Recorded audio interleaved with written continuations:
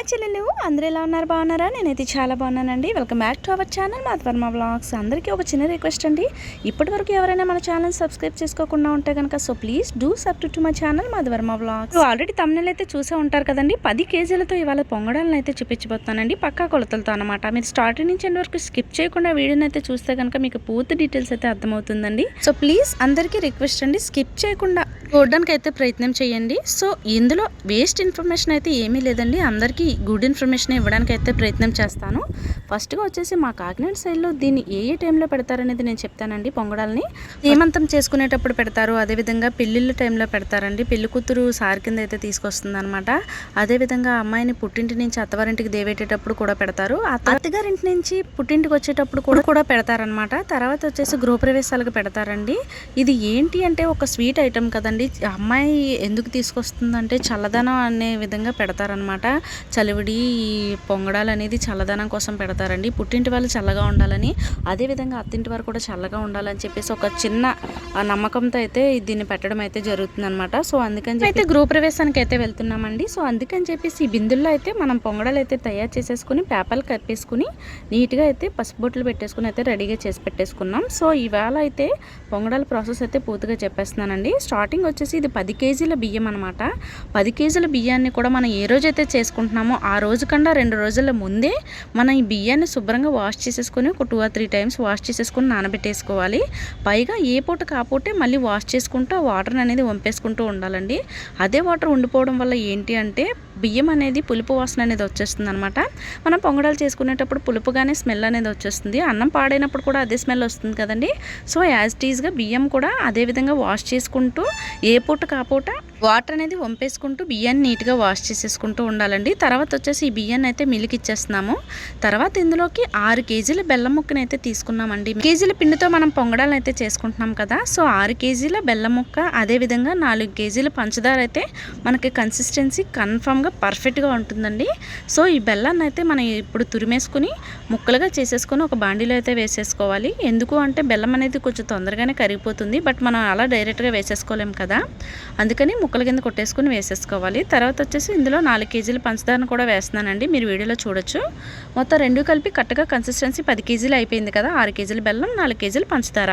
తర్వాత వచ్చేసి ఇందులోకి 1 లీటర్ వాటర్ని అయితే వేసుకోవాలన్నమాట. లీటర్ వాటర్ అనేది మనకి పాకానికి కన్సిస్టెన్సీ కరెక్ట్గా ఉంటుందన్నమాట. మీకు కావాలి అనుకుంటే పాకం అనేది ఎక్కువగా అయిపోతుందండి, వాటర్ అనేది ఎక్కువగా యాడ్ చేయకూడదు. సో కరెక్ట్గా 1 లీటర్ వాటర్ అయితే సరిపోతుందండి. ఎందుకు అంత థిక్గా ఉంటుంది కదా అని చాలామందికి డౌట్ రావచ్చు. థిక్ ఏముండదండి, ఎందుకంటే పంచదారలో వాటర్ ఉంటుంది, అదేవిధంగా బెల్లం కరిగాక కూడా వాటర్ రిలీజ్ అవుతుంది కదా. సో మనం వేసిన లీటర్ వాటర్ అనేది సరిపోతుంది అనమాట. బాగా ఒకసారి మిక్స్ చేసేసుకున్న తర్వాత అప్పుడు మనం గ్యాస్ పైన పెట్టేసుకుని సిమ్ టు లో ఫ్లేమ్లో అడ్జస్ట్ చేసుకుంటూ పాకాన్ని అనేది కరగనివ్వాలి. మేము ఆల్రెడీ ముందు ఇందులో చలిమిడి చేసామండి. సో అందుకని చెప్పేసి అదే పొంగడాలు కూడా అదే రోజు ప్రిపేర్ చేసుకున్నాం అనమాట. సో అందుకని చెప్పేసి అదే బండిలో అయితే వేసేసాము. అలాంటి ప్రాబ్లం అయితే ఏమి ఉండదండి, ఒకసారి వాష్ చేసేసుకుని అయితే పెట్టేసుకున్నాం అంతే.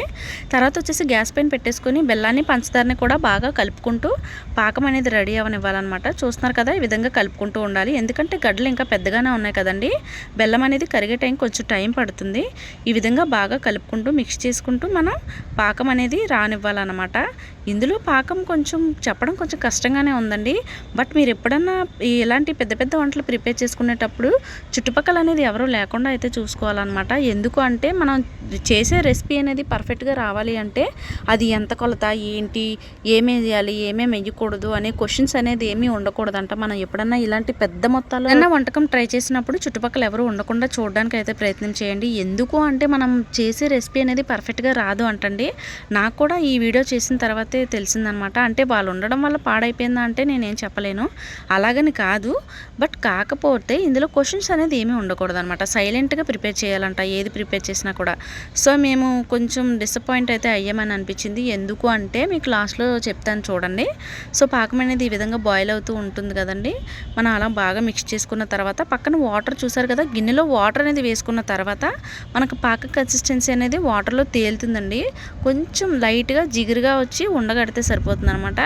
బాగా లడ్డూలో అయితే అవ్వకూడదండి, లైట్గా అవుతుంది. అది ఎలాగ ఏంటనేది నేను కూడా చెప్పలేకపోయాను నిజంగా, అది చేసే వాళ్ళకి తెలుస్తుందంట. మేబీ ఇందులో మీకు తెలియచ్చు, చూడండి వీడియోని చూస్తూ ఉంటే మీకే అర్థమైపోతుంది. సో ఈ విధంగా బాయిల్ అవుతూ ఉండగా కలుపుతూనే కలుపుతూనే ఉండాలండి, లేదంటే అడుగు పట్టేస్తుంది అనమాట. ఇలాగ ఒక 5 మినిట్స్ పాటు ఇలా బాయిల్ అవుతున్న తర్వాత మళ్ళీ గిన్నెలోకి ట్రాన్స్ఫర్ చేసేసుకొని మీరు చూడొచ్చు లైట్గా తీగలా అయితే ఉందండి, ఇంకా రాలేదనమాట, కొంచెం టైం పట్టింది.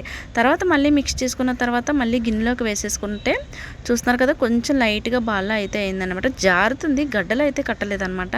సో ఈ విధంగా అయితే కనుక మనకి కన్సిస్టెన్సీ అనేది పర్ఫెక్ట్గా వచ్చేసినట్టేనంట. బాగా ముదురుపాకం అయితే కనుక మనకి పొంగడాలు అనేది దూదిలా రాకుండా లోపల స్టఫింగ్ అనేది గట్టిగా వచ్చేస్తుంది అనమాట. సో చూసి పాకం పెట్టేటప్పుడు చాలా కేర్ఫుల్గా పెట్టుకోవాలండి. పాకం అయితే రెడీ అయిపోయింది. మేమైతే ఈ వీడియోలో చూపించడానికి ట్రై చేశాను కానీ కొద్దిగానే కనిపించిందండి. అది ఎలా ఉంది అంటే హనీ ఏ స్టేజ్లో ఉంటుంది ఆ స్టేజ్లో ఉంటే సరిపోతుంది అనమాట మనకు పాకం అనేది. తర్వాత పాకం వేడి మీద ఉన్నప్పుడు మాత్రమే కొద్ది కొద్దిగా పిండిని యాడ్ చేసుకుంటూ ఇలాగ లంప్స్ అనేది ఏమీ లేకుండా కలుపుతూనే ఉండాలండి. నిజంగా లిటరల్గా ఒక 1 అవర్ పాటు మేము అలా కలుపుతూనే ఉన్నాము.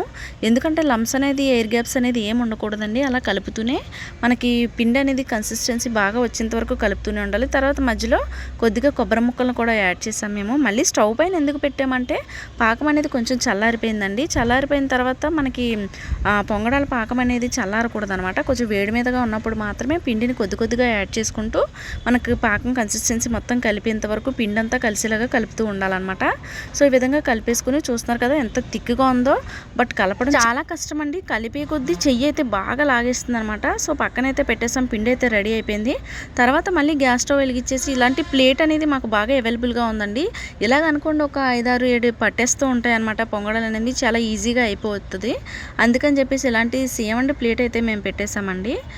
దీన్ని పల్లెం అని అంటారు మా సైడ్. సో అలాంటివి పెట్టేసుకొని అందులో డీప్ ఫ్రైకి సరిపడా ఆయిల్ అయితే యాడ్ చేసేసుకున్నాము. స్టార్టింగ్ వేయడం అయితే నేను చూపించలేదండి. ఎందుకు అంటే ఇలాంటి పెద్ద మొత్తాల్లో మనం ప్రిపేర్ చేసుకున్నప్పుడు ఇలా వీడియోస్ తీయడం కానీ ఎలా వేయాలి ఏంటి ఇలాంటి క్వశ్చన్స్ అనేది ఏమి ఉండకూడదంట.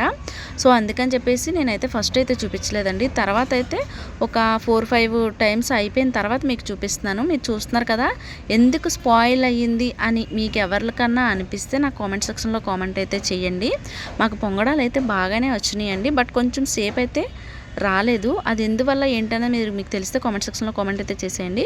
సో ఫైనల్గా చూస్తున్నారు కదా కొద్ది కొద్దిగా ఇలాగ పిండిని తీసేసుకుని అయితే ఆయిల్లో వేసేసుకుంటే ఆటోమేటిక్గా అదే ఫ్లవర్ టైప్ అయితే పైకి వచ్చేస్తుంది అనమాట. తర్వాత గోల్డెన్ బ్రౌన్ కలర్ వచ్చిన తర్వాత రెండు వైపులా కూడా బాగా ఫ్రై అయిన తర్వాత తీసేసుకుని ఇలాగ పేపర్ పైన వేసేసుకుంటే పేపర్లో ఉన్నటువంటి పేపర్ వల్ల ఏంటంటే పొంగడాలో ఉన్నటువంటి ఆయిల్ అంతా మొత్తాన్ని పీల్చేస్తుంది అనమాట. అప్పుడు ఆయిల్ అనేది ఎక్కువగా పీల్చకుండా కొంచెం డ్రైగా వస్తుంది. కొంచెం షేప్ అయితే రాలేదండి, బట్ టేస్ట్ మాత్రం చాలా బాగుంది. స్వీట్నెస్ మాత్రం కరెక్ట్గా సరిపోయిందండి. పక్కగా స్వీట్ ఇంతే ఉంటుంది, ఇంతకుమించి ఎక్స్ట్రా ఏం పడదు. సో ఫైనల్గా లాస్ట్లో కొద్దిగా జంతికలు కూడా వేసుకున్నాం అనుకోండి, నీపప్పు వేసుకుని. ఇదైతే మా కోసం అనమాట, మేము తినడం కోసం. మేమైతే ఈ పొంగడాలకు గృహప్రవేశం వెళ్ళడం కోసం అయితే ఇంట్లో ప్రిపేర్ చేసామండి. మా అత్తయ్య గారు ఇది ఒక 20 or 30 టైమ్స్ అయితే చేశారు. ఇది ఫస్ట్ టైం అయితే ఏమీ కాదు. బట్ ఈ టైం ఎందుకు పాడైంది అంటే కనుక రీజన్ మీరు చెప్పండి వీడియో చూసిన తర్వాత. లాస్ట్ వరకు మీరు చూసిలా ఉంటే. సో ఫైనల్గా మేము గృహప్రవేశానికి అయితే వెళ్ళడం కోసం బిందెల్లో పొంగడాలను వేసేసాం, సర్వ్ చేసేసుకున్నాం, సదిరి పెట్టేసుకున్నాం. వీడియో నచ్చితే లైక్ చేయండి, షేర్ చేయండి.